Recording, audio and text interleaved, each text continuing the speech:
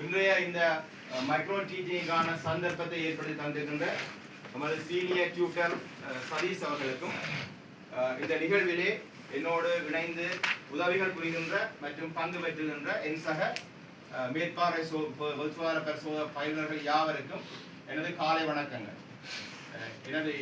என்னை பற்றிய அறிமுகம். எனது பெயர் ஜென்சன் ரொனால்ட். நான் மேற்பார்வை பொது சுகாதார பரிசோதராக பூநகரி பிரதேசத்திலே 2 வருடங்களாக கடமையாற்றி வருகின்றேன். இப்பொழுது மாகாண பிராந்திய பயிற்சி நிலையத்திலே பொது சுகாதார பரிசோதனை பயிலுநராக உங்களுடன் சேர்ந்து சக பயிலுநராக பயந்து கொண்டு இருக்கிறேன். எனக்கு ஒரு மனைவியும் 2 பிள்ளைகளும் இருக்கிறார்கள்.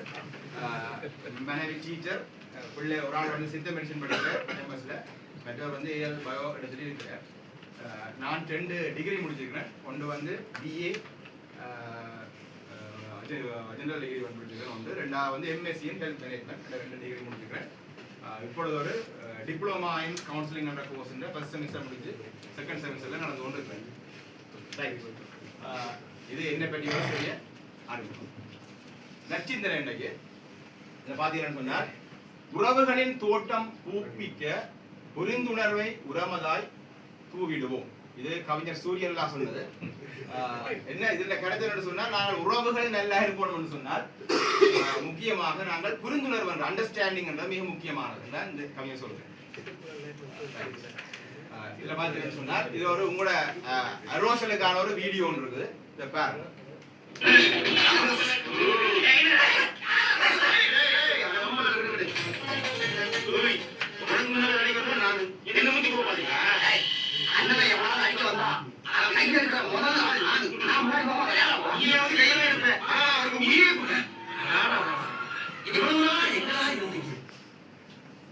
பார்த்துருப்பீங்க.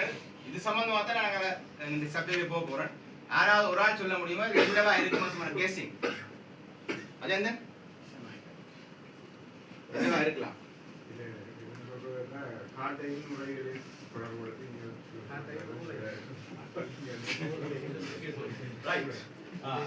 வந்து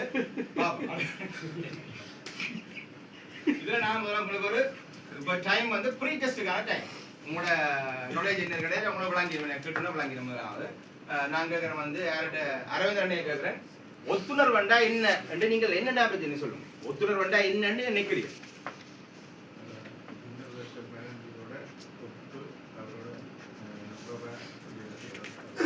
குட். ஒரு ஆளோட மனதோட அவரோட உணர்வுகளோட ஒத்து வேலை செய்வது. அந்த ஒத்துணர்வுக்கு ஒரு உதாரணம் சொல்லுங்க. சும்மா ஒரு சிம்பிளான ஒரு உதாரணம். ஒத்துணர்வுண்டா என்ன என்று கேட்டா என்ன சொல்லலாம்?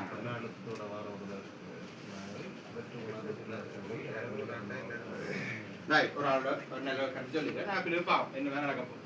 இதான் இந்தியான தலையங்கம் வந்து ஒத்துணர்வு. எம்பதின்னு சொல்லுவோம். ஒத்துணர்வுன்னு சொல்றோம். இதுல வந்து மெயின் ஆப்ஜெக்டிவ் பார்த்தோம்னு சொன்னா, இந்த அமர்வு முடிஞ்ச பிறகு இங்க இருக்கிற அனைத்து பொது சுகாதார பரிசோதனை பயிலுநர்களும் ஒத்துணர்வண்டா என்ன என்றதை வந்து புரிந்து கொண்டிருக்கிறார். இதுதான் இந்த மெயின் ஆப்ஜெக்ட். ஒத்துணர்வண்டா என்ன என்பதை அவர் கிளியரா வந்து புரிஞ்சிருக்கிறார். இதுல வந்து லேர்னிங் அவுட் அவுட்கமா 2 நாள் கணக்கு சின்ன ஒரு விஷயம் தான். முதலாவது விஷயம் சொல்லுங்க வந்து, இந்த அமர்வுடைய முடிவில் இந்த எஸ்பிஹெச் ட்ரெயினிஸ் எல்லாரும் ஒத்துணர்வண்டா என்ன என்றது டெபினிஷன் வரைவிலக்கணத்தை தெரிந்து கொண்டிருப்பார்கள். 2வது விஷயம் வந்து, இந்த ஒத்துணர்வுக்கான சில உதாரணங்களை அவர்கள் முன்வைக்கக்கூடிய இருக்கிறார். ஒரே ஒரு கருப்பொருள் இந்த ஒத்துணர்வண்டா என்னன்றதை வந்து இதான் இந்த லேர்னிங் அவுட்கம். ஒரு நாளைக்கு சப்ஜெக்டை எடுத்துக்கொண்டு போன மாட்டோம். முதல்ல நாங்கள் எப்படி டெவலப் பண்றோம்னு சொன்னா, ஒருவரது உணர்வுகளை அது பாருங்க பச்சையா பொருள் அவரது நிலையிலிருந்து புரிந்து கொள்வதும் அதை அவர் விளங்கிக் கொள்வதாக வெளிப்படுத்துவது முக்கியமாகும்.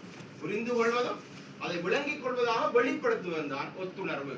அப்ப நாங்கள் ஒரு ஆளுடைய உணர்வு எப்படி புரிஞ்சு கொள்றோம் என்றதை நாங்கள் அவர் எப்படி அந்த உணர்வை ஃபீல் பண்றதை புரிஞ்சு கொள்றது மட்டும் இல்ல, அவருக்கு அதை வெளிப்படுத்த முடியும். நான் அதை அப்படி புரிஞ்சு கொள்றேன், அதே மாதிரி புரிஞ்சு கொள்றேன். ஆனால் இதோட அடுத்த ஒரு க்ளோஸ் ஒன்று பாருங்க. ஆனால் அந்த உணர்வுக்குள் தான் ஆட்கொண்டிராது இருக்க வேண்டும். அவர் அதுக்குள்ள போய் தான் கவலைப்பட்டு தான் அதுக்குள்ள விழக்கூடாது. அந்த உணர்வுக்கு தான் விழக்கூடாது. அதான் மிக முக்கியமான விஷயம். இதுதான் இந்த ஒத்துணர்வுல முதலாட்சியை பார்த்தோம். அடுத்த பார்த்தோம்னா உதாரணங்கள் சிம்பிளான உதாரணங்களை பார்த்தீங்கன்னா, ஒரு ஆள் ஒரு கஷ்டப்பட்டு துன்பத்தில் இருக்கிறான்னு சொன்னா, நான் உங்களுடன் இருக்கிறேன், ஐ ஆம் வித் யூ. நாங்கள் போனோம், நாங்கள் ஒரு செத்த விட்டு போனா ஒரு வருத்தக்காரரை பார்க்க போனோம்னு சொன்னா ஒரு தோல்ல கை வச்சு இருக்கிறதே அந்த விஷயம் தான். நான் உங்களுடன் இருக்கிறேன் என்றே சொல்றேன். அதே மாதிரி இன்னொரு உதாரணம் சொல்லாம வந்து ஒருவர் பேசும்போது அவரை கவனமாக செவிமடுக்கிறது, ஆக்டிவ் லிசனிங். நாங்கள் முக்கியமா ஒரு கதை கேட்கல தலையாடுறது, கையை முன்னுக்கு வச்சுக்கிறது, முச்சாய்வா இருக்கிறது, அவற்றை கண்ணை பார்க்கறது, இதெல்லாம் வந்து கணக்க செய்தியை கொண்டு போகும். ஒன்று நான் கதை காட்டி கூட பரவாயில்லை, ஆனால் இது வந்து அவரை பேசுறத வந்து செவிமடுக்கும். அடுத்தது தாகமா இருக்கும் நாய் பூனை போன்ற விலங்குகள் அவர் பேச மாட்டேங்குது. நாங்கள் விளங்கி கொண்டு தாகமா இருந்தா தண்ணீர் கொடுக்கிறோம்.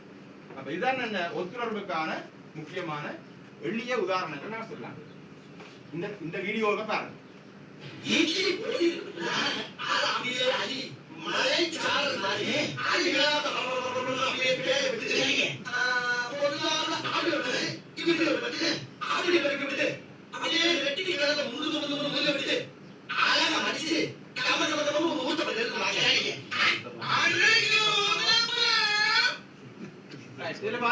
இந்த எம்பதி அவர் எவ்வளவு விஷயத்தை சொல்றாரு, அவ்வளத்தையும் கேட்கிற மாதிரி கேட்கிறேன். அவர் கேட்கிற வெளிப்படுத்த இல்லை, ஒரே சொல்ல ஊத்த முடிஞ்சு. அப்ப என்ன ஒன்று கேட்க வேணும் முடியுமா, அடுத்து அவர் புரிஞ்சு கொடுக்கிற கேட்டு அவருக்கு எவ்வளவு ஒரு இதா இருக்கும் சொன்னா ரெண்டு அவர் புரிஞ்சுட்டு போறாங்க. அடுத்த பேர்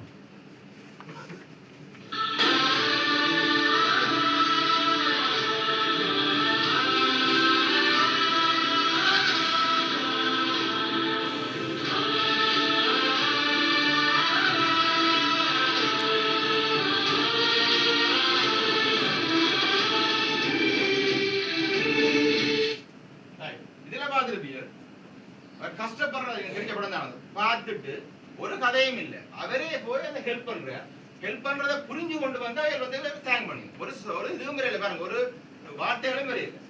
அவர் என்னத்தை அவையில் கவலைப்படுத்த புரிஞ்சு கொள்றாரு படிவா திருப்பி அதை வெளிப்படுத்துறாரு, அது அவையத்தான் போய் சேர்ந்துருக்கு. இதுதான் உண்மையான எம்பதிக்கான ஒரு உதாரணம். இது வந்து உங்களுக்கான கலந்துரையாடப்பட்ட விடயங்கள்ல உங்களுக்குள்ள கேள்விகள் சம்பந்தப்பட்ட எம்பதி சம்பந்தப்பட்ட நீங்க கேட்கலாம். உங்களுக்கான நேரம் கேள்வி இருக்குதா இல்லைன்னா அடுத்த போறோம். Right, thanks. இது வந்து போஸ்டர்ஸ். ரைட், முதலாவது கேள்வி வந்து ஒத்துணர்வு என்றால் என்ன? தலையில தலை சொல்லுங்க, ஒத்துணர்வு என்றால் என்னன்னு சொல்லுவீங்க. புரிஞ்சு கொண்டவனும் பாருங்க, விட வருது. ஒருவரது உணர்வுகளை அவரது நிலையிலிருந்து புரிந்து கொள்வதும் அவர் அதை விளங்கிக் கொள்ளக்கூடிய மாதிரி வெளிப்படுத்துறது, இது முக்கியமான விஷயம். அடுத்தது நாங்கள் நிறுவனம் நினைக்கிறோம், ஒத்துணர்வுக்கான உதாரணம் ஒன்று சொல்லுங்க. ஒரு உதாரணம் கருதியோட வாராருன்னு சொன்னால் அவருக்கு எக்ஸாம் ஃபெயில் சொல்லி வாராருன்னு போயிருக்காரு. அந்த எக்ஸாம் ஃபெயில் என்ற உணர்வோட அதுக்குள்ள போகாம அதுக்கு மாற்று வழிகளை நாங்கள் பாருங்க. துன்பத்தில் இருப்பவருடன் நான் உங்களுடன் இருக்கிறேன் என்று சொல்லுவார். அவருக்காக புரிய வைக்கிற பாரத மட்டும் இல்லை, போய் பக்கத்தில் தோல்ல காய் வைக்கிறது அதே விஷயம் தான். ஒருவர் பேசும்போது அவரை கவனமாக செய்யணும். நான் கதை கேட்கல, நீங்கள் என்ன பார்த்து தலையாடி கொண்டு இருந்தாலும் எனக்கு ஒரு சாட்டிஸ்ஃபேக்ஷன். பேசாம இருந்தீங்கன்னா எனக்கு விளங்கப்படுத்திடலாம். அடுத்து வந்து தாகமாக இருக்கிற ஏதோ ஒரு விலங்குகள் பேச முடியாது, நாங்கள் அதை அண்டர்ஸ்டாண்ட் பண்ணி அதுக்கான அந்த ஃபீலிங்ஸை நாங்கள் வந்து நிறைவேற்றி கொடுக்குறோம். இதுதான் அந்த விஷயம். சமரியை பார்த்தோம்னு சொன்னால் ஒத்துணர்வு என்பது வந்து ஒருவரது உணர்வுகளை அவரது நிலையிலிருந்து புரிந்து கொள்வதும் அதை அவர் விளங்கிக் கொள்ளக்கூடிய மாதிரி வெளிப்படுத்துவது. அது மாதிரி உதாரணங்கள் என்று பார்த்தோம்னு சொன்னால் துன்பத்தில் இருக்கிறவரோட நான் உன்னோட இருக்கிறேன் என்று சொல்றது, அது மாதிரி ஒரு ஆள் பேசிக்கல அதை வந்து வடிவா புரிஞ்சு கேட்டுக்கொள்வது, அதுக்கான உடல் மொழியை வழங்குறது. தாகமாக இருக்கிற விலங்குகள் பறவைகளுக்கு நாங்கள் அண்டர்ஸ்டாண்ட் பண்ணி வழங்குறோம். கன்க்ளூஷன் என்ன சொல்ல பாருங்க, முடிவா சொல்றோம் வந்து ஒத்துணர்வு உண்மை மனிதாபிமானம் உடையவர்களாக மாற்றும், ஹியூமனிட்டி. அது மாதிரி ஒருவரை தீர்ப்பிடுவதற்கு முன், ஒரு ஆள் நாங்கள் நீ குற்றவாளி சுற்றவாளி சொல்ல போறோம், தீர்ப்பிடுவதற்கு முன்னர் அவரது உணர்வுகளை புரிந்து கொள்ள வேண்டும். இது மிக முக்கியமா. அவற்றை சிச்சுவேஷன் வேற யார், அதை புரிஞ்சு கொண்டுதான் நாங்கள் வந்து தீர்ப்பிடலாம். இந்த ரெஃபரன்ஸ் வந்து நாங்கள் போட்டிருக்கேன், அமெரிக்கன் சைக்காலஜி அசோசியேஷன்ல இருந்து எடுத்துக்கிறேன், கேம்பிரிட்ஜ் யூனிவர்சிட்டி பிரஸ்ல இருந்து எடுத்துக்கிறேன். உங்களுக்கு ஒரு அசைன்மென்ட் ஒர்க் தாரன். கோபத்தில் இருக்கும் ஒருவருக்கு உங்களது ஒத்துணர்வை எவ்வாறு வழங்குவீர்கள் என்று ஒரு 50 சொற்களுக்கு உட்பட்ட சிறிய குறிப்பு எழுதி எனக்கு நீங்க 25ஆம் தேதி 1ஆம் மாதம் 2026ஆம் ஆண்டுக்கு முன்னர் அனுப்பி வைங்கோ. அதுக்கான லிங்க் போட்டிருக்கேன். நான் வந்து இந்த லிங்க்ல இந்த டெலிஃபோன் நம்பர் போட்டிருக்கேன். மெசேஜ் வாட்ஸ்அப் எல்லாமே ஒரே நம்பர் தான். நோட் 777610 இமெயில் போட்டிருக்கேன் suryanila@gmail.com. இதுக்கு நீங்கள் அனுப்பி வைக்கலாம். உங்களுக்கும் உதவியாக இருக்கும், எனக்கும் என்ன ஃபீட்பேக்கு உதவியாக இருக்கும். Thanks for cooperation. தேங்க்யூ.